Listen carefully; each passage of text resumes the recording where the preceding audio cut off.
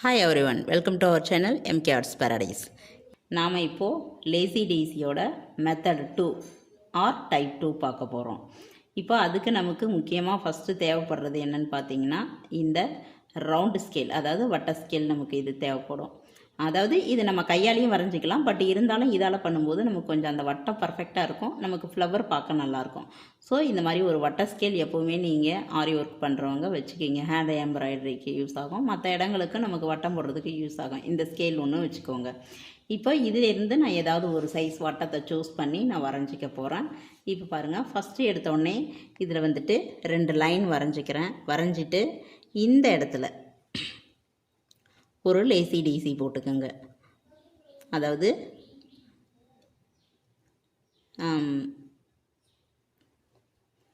எப்படி அப்படின்னா அது வந்துட்டு நான் எப்படி போடுறதுன்றத நான் வந்துட்டு காமிக்கிறேன், நீங்கள் பாருங்கள். இப்போ அந்த இடத்துல சும்மா சிங்கிள் பீஸாக போட்டு காமிக்கிறேன். ஏன்னா மெத்தட் 1ல் உங்களுக்கு டைரெக்டாக ஃப்ளவருக்கு போயிட்டேன், அந்த இது எடுக்கலை. ஸோ இங்கே வந்து நான் எப்படி போடுறதுன்றத ஃபஸ்ட்டிலேருந்து காமிக்கிறேன்.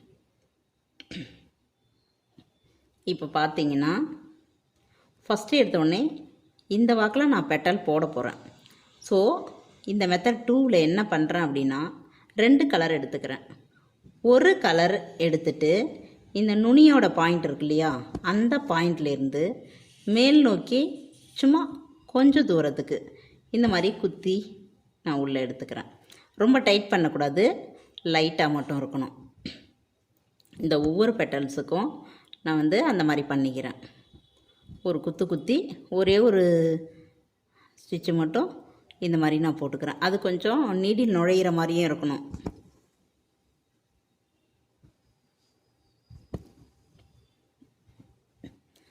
ஆரம்பம் வந்து முடியறது நீங்கள் மேலேயோ ஒரே ஹைட்டில் முடியணும். இது கொஞ்சம் ஹைட் வந்துடுச்சு. இந்த ஹைட் அளவுக்கு மீடியமாக நீங்கள் போட்டுக்கோங்க. இது ரொம்ப குட்டியாகவும் இருக்குது, இந்த ஹைட் அளவுக்கு போட்டுக்கோங்க. ஆனால் ஆரம்பிக்கிற இடம் ஒரே நேர்கோட்டில் இருக்கணும். அப்போ தான் அது வந்துட்டு நமக்கு போடும்போது கரெக்டாக உட்காரும். அந்த ஃப்ளவர் வந்து பார்க்க நீட்டாக இருக்கும். அதுக்காக தான் இப்படி போடுறது.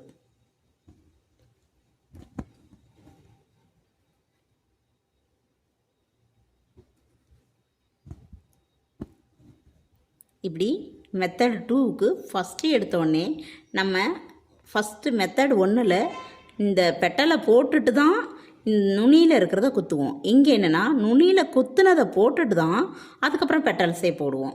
அது எப்படின்றத இப்போ நான் உங்களுக்கு காமிக்கிறேன் பாருங்கள். இப்போ பெட்டல்ஸ் இப்படி போடுறது அப்படின்ட்டு இதுதான் இதில் உள்ள ஸ்பெஷலே. இங்கே பாருங்கள், ஃபஸ்ட்டு பெட்டல்ஸு அடியிலேருந்து மேலே நூல் எடுக்கிறேன். இதுவும் அதே தான், 6x6 தான் த்ரெட் எடுக்கிறேன். இந்த இடத்துல இங்கே பாருங்கள், இப்படி நம்ம பிடிச்சிக்கிறோம் சிக்கு விடாமல் இருக்க. இந்த ஊசியோட நுனியை இங்கே பாருங்கள் இதுக்குள்ளே விடுறோம். இது வந்து இன்னும் கொஞ்சம் பெருசாக போடணும். ஸோ அப்போ தான் இந்த நம்ம என்ன நீடில் எடுக்கிறோமோ அந்த நீடில் நுழையிறதுக்கு தகுந்த மாதிரி நம்ம போட்டுக்கணும். இப்போ என்ன ஆயிடுச்சுன்னா இங்கே பாருங்கள், 2 இடத்துல இங்கேயும் நுழைஞ்சிருச்சு. அந்த மாதிரி இருக்கக்கூடாது. இப்போது இதில் நீடியில் விட்டு இந்த சைடு நம்ம எடுத்துட்டோம். எடுத்ததுக்கப்புறம் மறுபடியும் அந்த குத்தின இடத்துலையே நம்ம குத்திடுறோம்.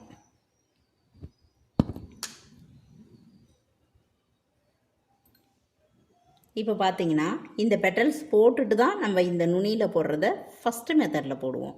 இப்போது இந்த நுனியில் இருக்கிறத நம்ம போட்டதுக்கப்புறம் தான் கீழே பெட்டல்ஸே போடுறோம். அடுத்தது இப்போ செகண்ட் பெட்டல் போடுறோம் பாருங்கள். இப்படி நம்ம ஊசி குத்தி பார்த்துக்கணும், கரெக்டாக அந்த பாயிண்டில் உட்காரணும்.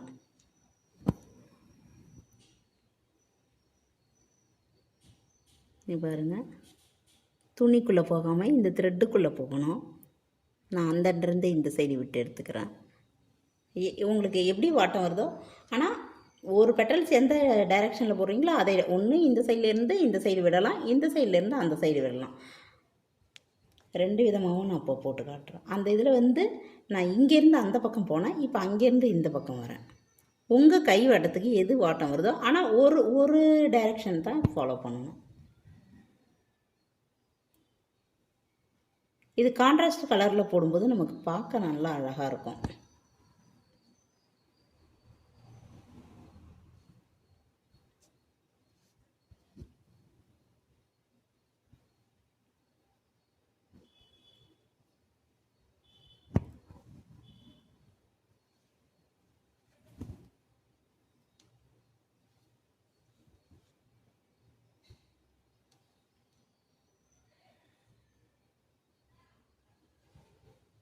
அதுபோல் கீழே எந்த அளவுக்கு நீங்கள் வந்து சிக்கு இல்லாத எடுக்கிறீங்களோ அந்த அளவுக்கு உங்களுக்கு வந்து நல்லது.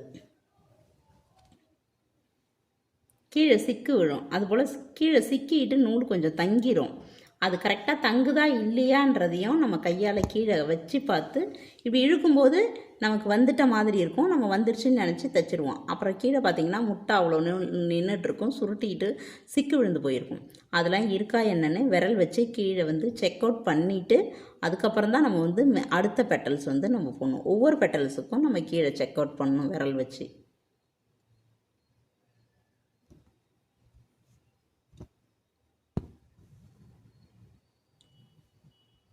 இப்படி இந்த சிலும்பல் மாதிரி வரும்போது கொஞ்சம் அந்த கீழே இருக்கிற நூலை லைட்டாக ரொம்ப அழுத்தி இல்லாத சாஃப்டாக இப்படி நீவி விட்டிங்கன்னா அந்த 1-2 நூல் இருக்கிறதும் நமக்கு கரெக்டாக வந்துடும்.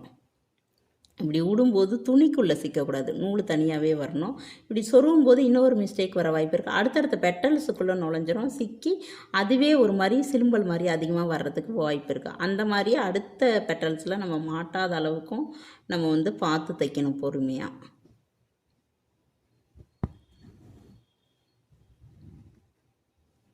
இப்போ இந்த மாதிரி ஒன்று தூக்கிட்டு இருக்குங்களா, நான் இப்போ கீழே பாருங்கள் லைட்டாக இப்படி செய்கிறேன், கரெக்டாக வந்துருச்சு பாருங்கள். இவ்வளோ தான். இப்போது அடியில் வந்து நான் என்ன பண்ணிக்கிறேன் அப்படின்னா முடிச்சு போட்டுட்டு கட் பண்ணிடணும். இப்போ முடிச்சு போட்டு கட் பண்ணதுக்கப்புறம் இதை பெட்டல்ஸாக நம்ம பண்ணணும் அப்படின்னா இதை வந்து நெருக்கி போட்டோம் அப்படின்னா ரொம்ப அழகாக இருக்கும். அது எப்படின்றத நான் உங்களுக்கு காமிக்கிறேன். இந்த வட்ட ஸ்கேல் எடுத்துக்கணும். இதில் நம்ம எந்த சைஸு ஃப்ளவர் போட போகிறோமோ அந்த சைஸ் வந்து வட்டத்தை சூஸ் பண்ணிக்கிறோம்.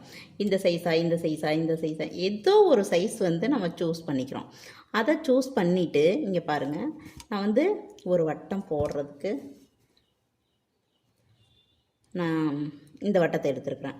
இப்போ இந்த வட்டத்தை வச்சுட்டு நான் இப்படி ஒரு ரவுண்ட் பண்ணிடுறேன். ரவுண்ட் பண்ணிவிட்டு இப்போது இதோட சென்டரில் ஒரு ரவுண்ட் பண்ணுறேன். எல்லா பக்கமும் சேமாக கொஞ்சம் கேப் இருக்கிற மாதிரி பார்த்து போடுங்க. ஒரு பக்கம் பெருசும் சிறுசுமாக வந்துடும், அந்த மாதிரி இல்லாத. இதை எப்படி நம்ம பிரிக்கிறது கரெக்டாக பெட்டல்ஸ் போடுறதுன்னு பார்த்திங்கன்னா ஆப்போசிட் ஃபஸ்ட்டு வந்து கோடு பண்ணுங்கள். இந்த ஆப்போசிட் கோடு பண்ணுங்கள். அடுத்தது இந்த ஒவ்வொரு கேப்புக்கும் ஒரு கோடு பண்ணுங்கள் கரெக்டாக. இப்போ பார்த்திங்கன்னா மறுபடியும் ஒரு கேப் இருக்கும். இந்த மாதிரி பெட்டல்ஸ் நம்ம வந்து கம்ஃபர்டபுளாக அதில் போட முடிகிற வரைக்கும் நாம் அதை பிரிச்சுக்கிட்டு இருக்கணும். இப்போது இந்த மாதிரி நான் கோடு வரைஞ்சிட்டேன். வரைஞ்சதுக்கு பிறகு பார்த்திங்கன்னா இதில் கான்ட்ராஸ்ட் கலரில் இப்போ நம்ம எடுத்துக்கிறோம். அந்த ஒவ்வொரு த்ரெட்டுக்கு அடியிலையும் நம்ம வந்து உள்ளே விட்டுட்டு எடுக்கிறோம்.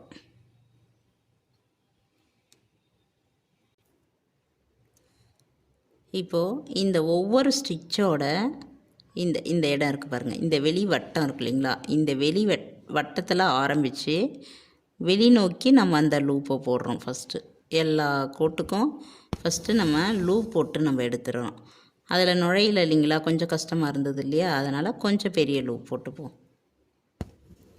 நான் இப்போ வந்து ஹேண்ட் எம்ப்ராய்டரிங் த்ரெட் எடுத்துருக்கிறேன் பாருங்கள். கரெக்டாக இந்த குத்தணும், இதிலேருந்து வெளி நோக்கி வரணும்.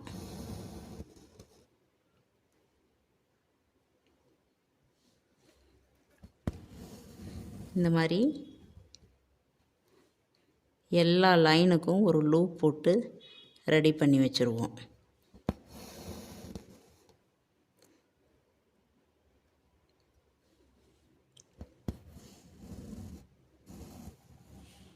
இப்படி இந்த ரவுண்டு ஃபுல்லாகவே நம்ம போடணும். போட்டுட்டு அதுக்கப்புறம் நம்ம லூப் போடுவோம்.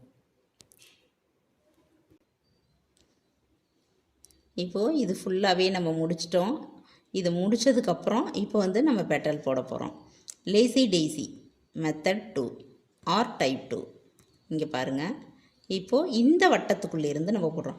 முன்ன வட்டம் வந்து இருந்தாலும் நமக்கு கோடு நெருக்கம் இல்லாத இருந்துச்சு, அப்போது நம்ம ஒரு மெத்தடில் போடும். இப்போ நெருக்கமாக இருக்கும்போது அந்த குத்துனதுலேயே திரும்ப திரும்ப குத்தும்போது நமக்கு பெட்டல்ஸ் கொஞ்சம் கஷ்டமாக இருக்கும். பாருங்கள், இதுக்குள்ளே விட்டுட்டு அடுத்த நூலுக்குள்ளே போயிடாமல் கொஞ்சம் பார்த்து நம்ம எடுக்கணும்.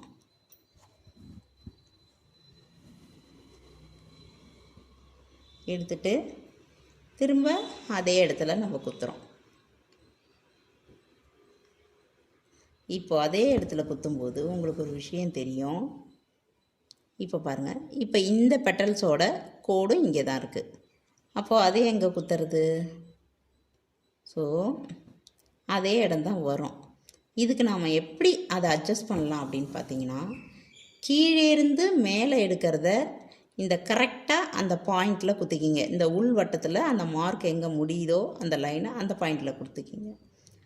இப்படி திரும்ப இந்த லூப்புக்குள்ளே போட்டுட்டு அதுபோல் இந்த லூப்புக்குள்ளே போட்டுட்டு இழுக்கும்போதும் நீங்கள் இழுக்கிற மெத்தட்னு ஒன்று இருக்குது. இங்கே இப்படி பிடிச்சி இழுத்துறக்கூடாது, இந்த வாக்கில் தான் இழுக்கணும். அந்த நூல் எந்த வாக்கில் வருதோ இங்கே பாருங்கள், இந்த டைரெக்ஷனில் தான், எந்த பக்கம் கொடுக்குறோமோ அந்த டைரெக்ஷனில் தான் கரெக்டாக நீங்கள் வந்து இழுக்கணும். இப்படி ஈக்கிறதோ இருக்கக்கூடாது. இப்போ திரும்ப இதை கொண்டு போய் கொடுக்கும்போது கரெக்டாக அதே இடத்துல குத்தாமல் நமக்கு கொஞ்சம் முன்ன பின்ன, இது இப்போ இந்த இடத்துல இருக்குன்னா கொஞ்சம் உள்ள இப்படி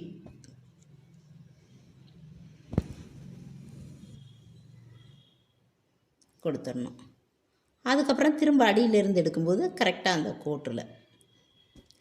இந்த கோட்டில் குத்திடணும். திரும்ப ரிட்டன் போகும்போது இந்த பாயிண்ட்டுக்கு ஒரு நூல் கீழே தள்ளி அந்த உள் நோக்கி தள்ளி அந்த மாதிரி குத்தினோம்னா ஒரே லைனில் வந்துடும். அதே சமயம் ஒரு பெட்டல்ஸும் இன்னொரு பெட்டல்ஸும் டிஸ்டர்பன்ஸ் இல்லாத இருக்கும். இந்த மாதிரி குத்தும்போது நமக்கு அடுத்த பெட்டல்ஸ்குள்ளே தான் நீடில் போகும். ஆனால் அது வந்து நீங்கள் கொஞ்சம் பார்த்து பொறுமையாக பண்ணணும். இங்கே பாருங்கள்,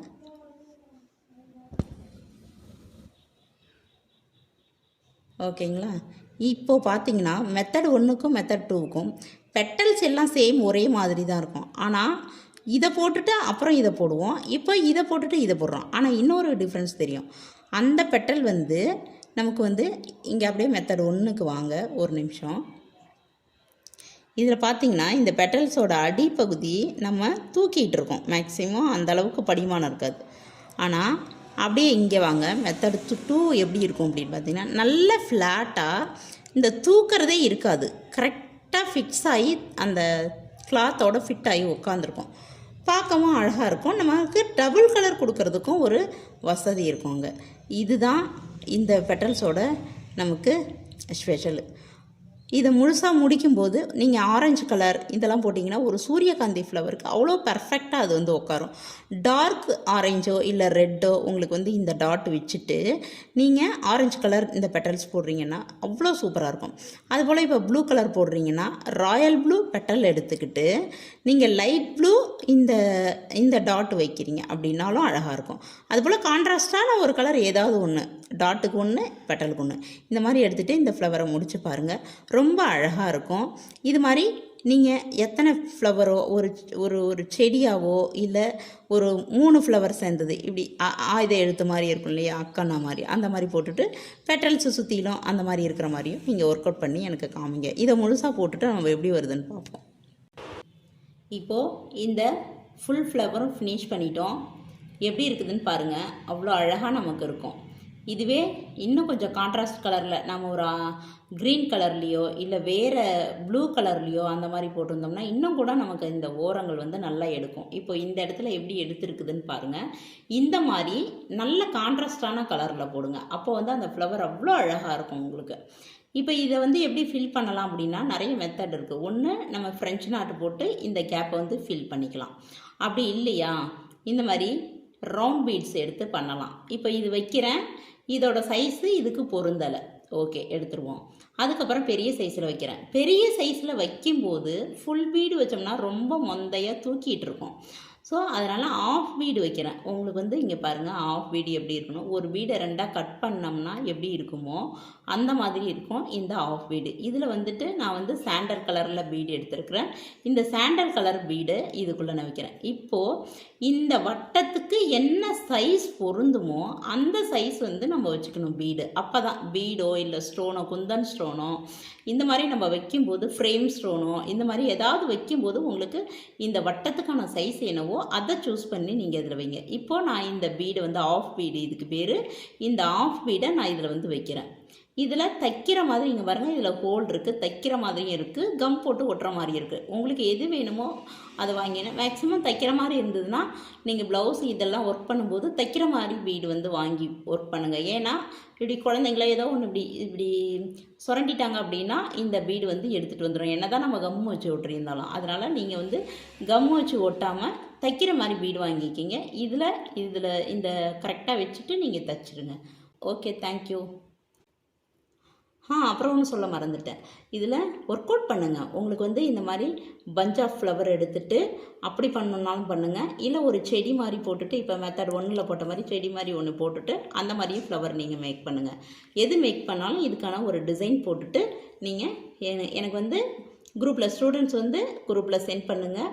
என்னோடய வியூவர்ஸ் வந்து என்ன பண்ணுறீங்க அப்படின்னா, நீங்கள் போட்டுட்டு அடுத்தடுத்த கிளாஸுக்கு ப்ராக்டிஸ் பண்ணுங்கள். அடுத்தடுத்த வீடியோ வரும், அதில் வந்துட்டு நீங்கள் ப்ராக்டிஸ் பண்ணுங்கள். ஏதாவது டவுட் இருந்துச்சுன்னா நீங்கள் என்ன பண்ணுறீங்கன்னா கமெண்ட்டில் கேளுங்க, நான் வந்து உங்களுக்கு ஆன்சர் பண்ணுறேன். ஸ்டூடெண்ட்ஸ் வந்து நீங்கள் குரூப்பில் கேளுங்க, உங்களுக்கு அதில் ஆன்சர் பண்ணுறேன். Okay, thank you.